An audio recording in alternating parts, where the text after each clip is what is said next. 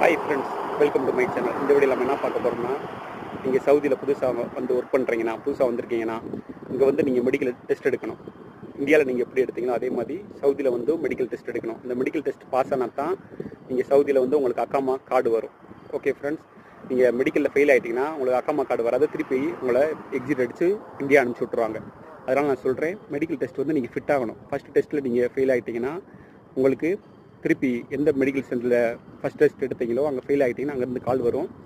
உங்களை கூப்பிட்டு திருப்பி ரீடெஸ்ட் எடுக்க சொல்லுவாங்க. எதில் ப்ராப்ளம் இருக்கோ, சப்போஸ் எக்ஸ்ரேயில் ப்ராப்ளம்னா எக்ஸ்ரேயில் திருப்பி ரீடெஸ்ட் எடுப்பாங்க. அதில் நீங்கள் பாஸ் ஆகணும். அதில் ஃபெயில் ஆகிட்டிங்கன்னா மேக்ஸிமம் 3 டெஸ்ட்டு சவுதியில் எடுக்கலாம். அந்த 3 டெஸ்ட்டில் ஃபெயில் அட்டெம்ப்ட் ஃபெயில் ஆகிடுச்சுன்னா கண்டிப்பாக உங்களுக்கு அக்காமா அடிக்க முடியாது, எக்ஸிட் அடித்து ஊருக்கு அனுப்பிச்சி விட்றாங்க. அதனால் ஹெல்த் கண்டிஷன் நல்லா இருக்கும்போது வாங்க, வந்த பிறகு உங்கள் ஹெல்த் கண்டிஷன் நல்லா வச்சுக்கோங்க. அக்காமா எடுக்கணும்னா இங்கே சவுதியில் வந்து கண்டிப்பாக ஹெல்த் கண்டிஷன் நல்லா இருக்கணும். ஓகே ஃப்ரெண்ட்ஸ், ஏதாவது டவுட்னா கமெண்ட் செக்ஷனில் கேளுங்க, நான் ரிப்ளை பண்ணுறேன்.